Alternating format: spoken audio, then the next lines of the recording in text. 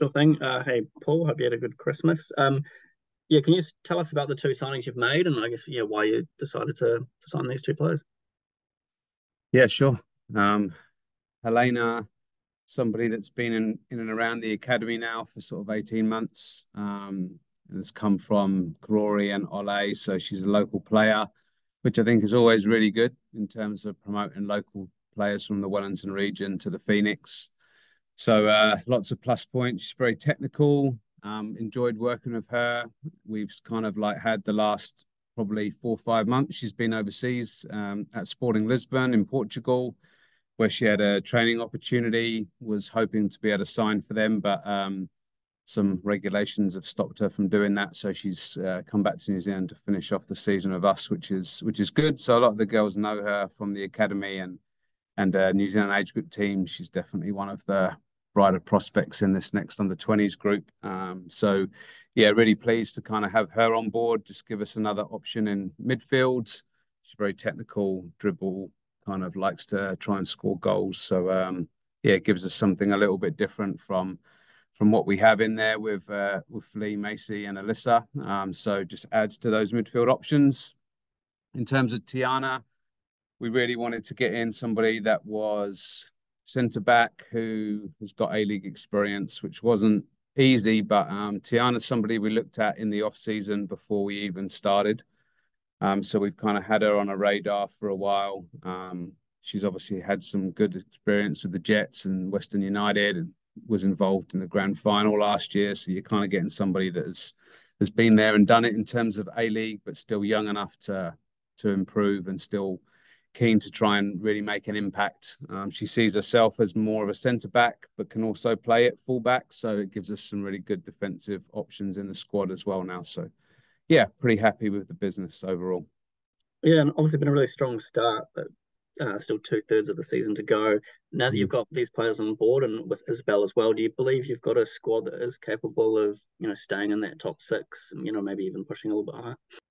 Yeah, I do. Yeah, I do still think the squad is really strong.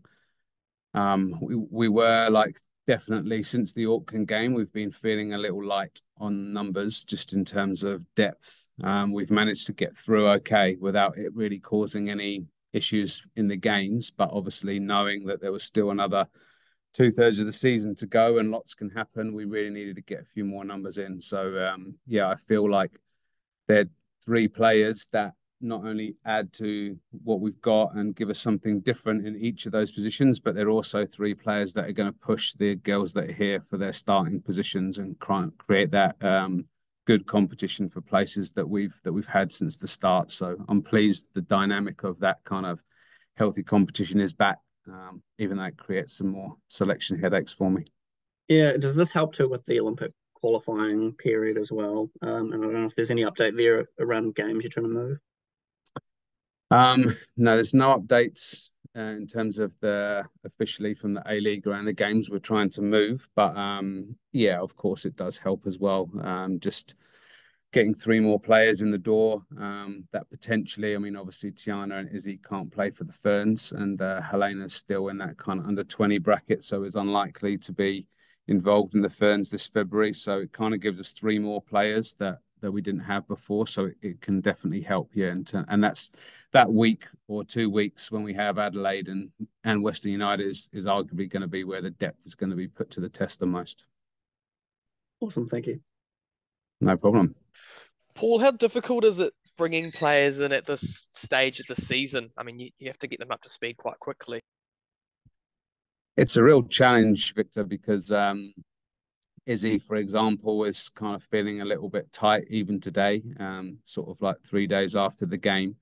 And basically all the screening and that sort of tightness that she's getting, we were getting with all the players at the start of the season. So you have to kind of remember that they're doing their pre-season bit now and getting used to the level, getting used to the training, getting used to the kind of back-to-back kind of and being able to back up straight after a game.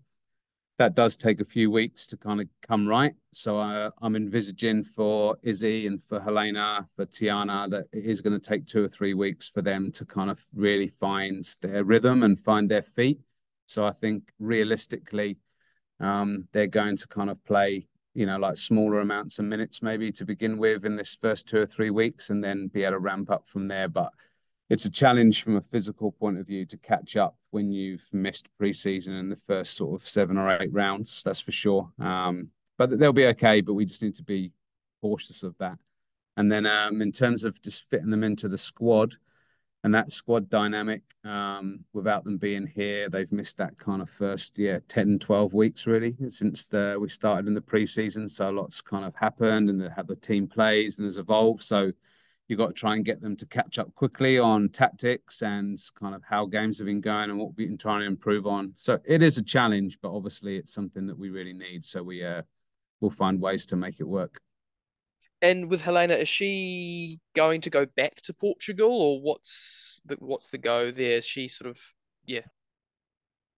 Yeah, not sure. I mean, look, she's definitely got ambitions to go to Europe and to play professionally in Europe. A lot of the young players do, but I think she sort of sees the way that we're playing at the moment really suits her style, and I think she's really keen to be here right now. And look, let's just see where it goes. She's got the contract till the end of this season, like a lot of them, and so it will depend a lot on how much game time she gets between now and the end of the season, and how much impact she has as to kind of like what those next steps are really. But yeah, I think like as a general rule, the club's always been very supportive of players that want to take that kind of move into Europe, into the next step. And a number of these girls will be aiming to do that in the future to those bigger leagues. But it's just all about timing. So this might well be the best place for Helena right now, and then we'll see where it kind of takes her, I guess.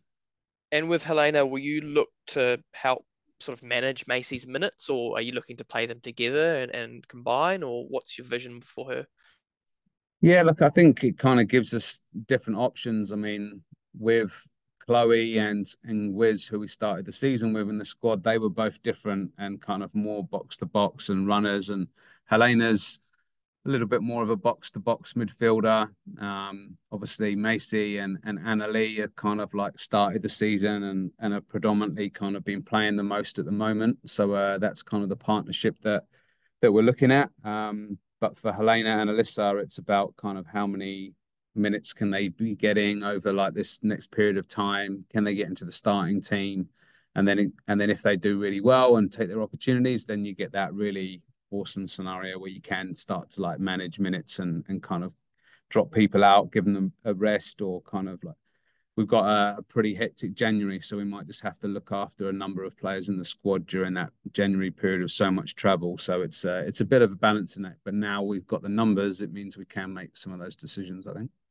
Yeah, and talk to us about January, because it is a hectic time of year. I mean, how important and how sort of season defining are these next few weeks going to be for you guys? Yeah, I think the test for us is like winning on the road.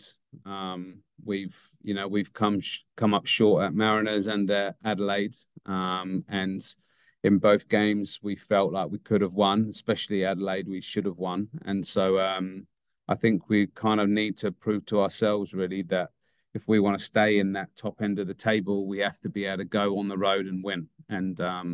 And so these are a big few weeks for us coming up. Like for ourselves, there's no one telling us or putting pressure on us externally. It's us internally saying, right, can we get over this a little bit? We've obviously had win at Sydney, which was good. Last time we were there at Western Sydney, and we've now got a number of away games in a row where we have to kind of show that we can win on the road and win in Australia. And once I think we've got a few results in the bank there, then the confidence will breed about that whole traveling, and we're still kind of playing around with the best formula in the week, building into it, and kind of like what type of loading we do before we travel and things like that. So we're learning a lot about those away games, not just tactically in the game, but kind of what we've done leading into them and how we can fix some of those things.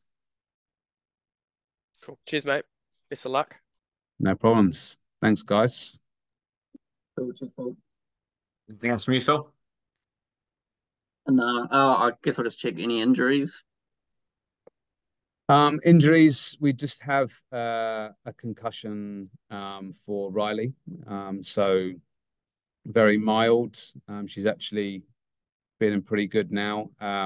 but it's unlikely that she'll be able to play on Friday with the concussion and the protocols, and obviously the whole sports being very cautious around head knocks and concussions, and yeah, we're doing the same with Riley's situation. So it's unlikely at this stage that she'll be involved on Friday. So she's really the only injury that we have at the moment, but we're not expecting it to be longer than a week at this stage. I'm glad I asked. Was that from when she hit the post? Yeah, I think there was that. Well, I think it was actually the landing and the posts. She passed the concussion test on the field, so she was able to play on. But then there was another instance a few minutes later where she kind of jarred her neck again, and then post game started reporting a few sort of delayed onset symptoms, which have since resolved. But ultimately, you just got to be so cautious with head knocks, and in Riley's case, we obviously have like a history here with like the kind of brain injury that she suffered in the crash like a few years ago. So it's just making sure that we're doing all the right things by her and her health and well-being. So yeah, look, I think it's it's a case of following the protocols on this one. She desperately wants to play, and I think like looking at her today, she probably could play if we pushed it. But look, the right thing to do is to kind of take that more cautious approach and follow the protocols to make sure that we're doing all the right things by her.